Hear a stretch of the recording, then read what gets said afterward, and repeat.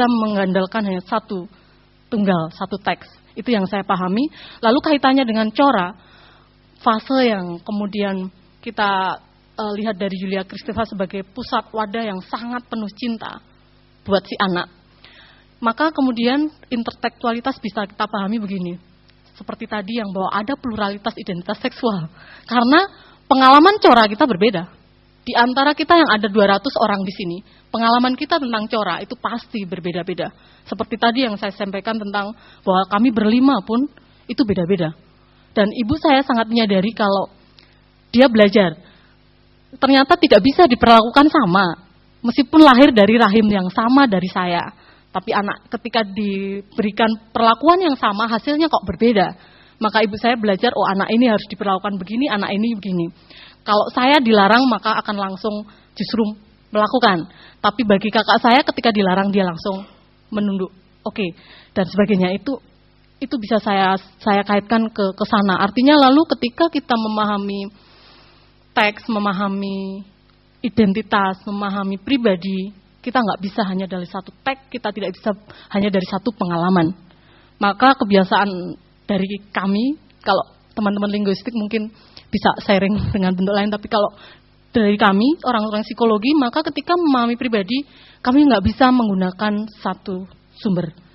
Kita tidak bisa menggunakan satu teks, kita akan kompilasi, kita akan cross-check dengan teks-teks dalam arti pengalaman si pribadi, sehingga kita menemukan satu pemahaman tentang si A pun. Ini harus sangat hati-hati karena masing-masing pengalaman juga mempunyai akar, mempunyai sejarah, mempunyai kekhususan. Nah, itu yang di psikologi yang mungkin diterapkan dalam level yang sangat ringan menurut saya adalah ketika kita melakukan sebuah asesmen tentang pribadi, tapi teman-teman jangan terlalu mengandalkan pada apa yang kami lakukan, orang-orang psikologi lakukan, karena asesmen itu sangat terbatas. Tapi prinsip itu yang kita lakukan, bagaimana kita ngecek antara misalnya, biasanya kenapa kok ditanya tentang keluarga, kenapa kalau teman-teman wawancara misalnya, kenapa kok keluarga, kenapa kok fase-fase yang penting dalam krisis kalau ada masalah, itu yang kita ungkap, sebenarnya kita mencoba untuk mendekati prinsip itu supaya kita tidak salah memahami pribadi. Itu yang saya pahami. Kemudian kalau keterkaitan dengan Mas Oik yang tadi ya, bagaimana pluralitas dalam arti seksual itu dibungkam dan kemudian ada reaksi dari FPI dan kemudian yang lainnya. Nah, Yulia Kristeva mengolah pemikirannya memang dalam hal ini seperti tadi yang saya sampaikan, objection, penolakan bahwa jenis kelamin itu hanya ada laki-laki dan perempuan, itu kan dari agama, dari tradisi yang muncul di agama. Sementara Yulia Kristeva itu menekankannya kan bukan pada dogma agama, tetapi lebih pada bagaimana proses sosial, psikologis si seseorang itu terbentuk pribadinya. Sehingga dalam hal ini memang kalau kita mau memahami Yulia Kristeva dalam konteks sekarang, kaitannya dengan penindasan jenis kelamin tertentu dalam hal jenis di antara laki-laki dan perempuan yang tidak boleh, itu ya Yulia Kristeva pasti menolaknya. Dia tidak mau melakukan, dalam arti itu yang dia kritik, penindasan terjadi ketika mengabjekkan bahwa yang di antara laki-laki dan perempuan itu sebagai menjijikkan. Di antara laki-laki dan perempuan itu sebagai tak bermoral. Saya punya banyak teman waria dan juga beberapa di Jogja itu sudah cukup terbuka dengan gay juga. Punya beberapa teman, dan siapa yang membuat mereka menjadi posisinya di antara yang laki-laki dan perempuan dan dianggap selalu kalau bisa undercover saja, jangan nampak gitu. Itu ya termasuk agama. Itu mendogmatiskan untuk dia menjadi menjijikkan dan sebagainya. Suatu ketika begini, saya punya cerita yang mungkin agak naif gitu ya. Ada satu frater itu datang ke tempat saya lalu mengatakan, "Bu, saya pengen wawancara dengan teman gay dan waria." Itu untuk tugas akhir saya, untuk penulisan laporan akhir gitu. Lalu untuk sidang akademi dia. Lalu saya tanya, untuk kapan itu frater? Dia bilang untuk minggu depan. Saya agak kaget. Dalam arti frater ini adalah representasi dari agama Katolik gitu ya. Nah, saya tanya, frater akan tanya apa terhadap teman ini yang gay dan yang waria? Dia mengatakan, saya akan tanya bagaimana pendapat dia ketika dia ditolak oleh agama. Jadi bagaimana pengalaman dia dan mengapa kok agama menolaknya. Nah, kemudian saya balik ke frater, kalau itu bukan ahlinya mereka. Ahlinya adalah para pastor itu, para agamawan itu. Jadi tanyalah pada mereka, jangan tanya pada waria. Itu satu. Yang kedua, saya nggak bisa membayangkan frater, kalau Anda datang ke dia, saya kenalkan hari ini misalnya.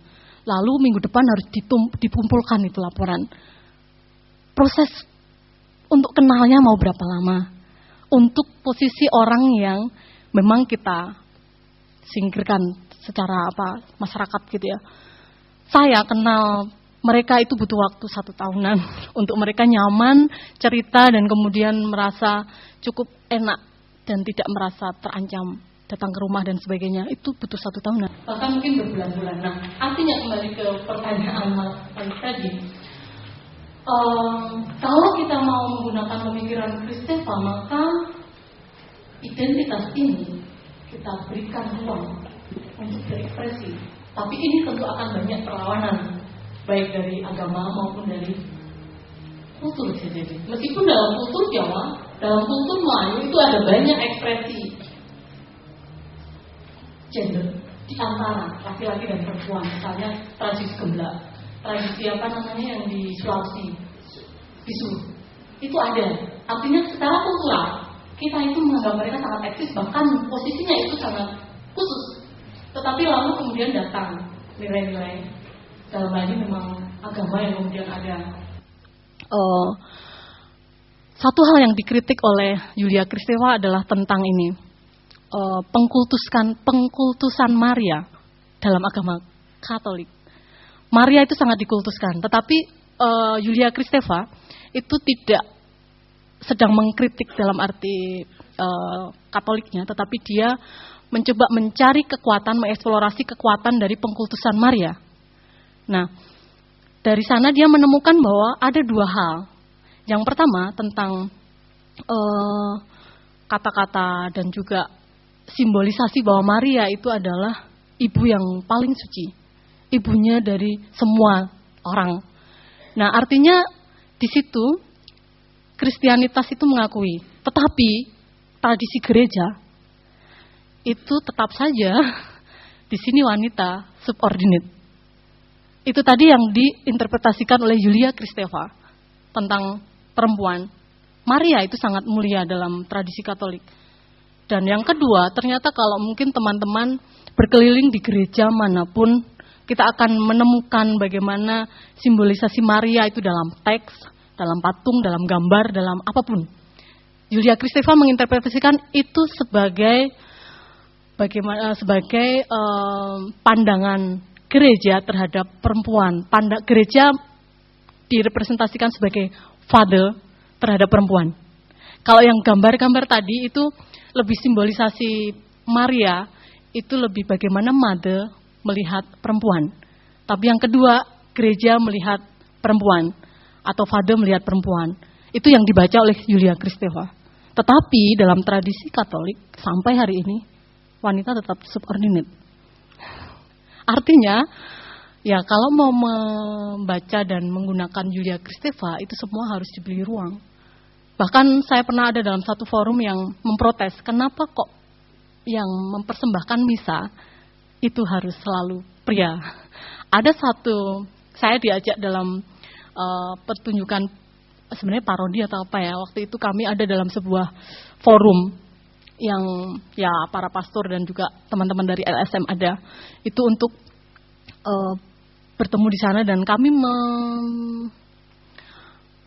mempertunjukkan tentang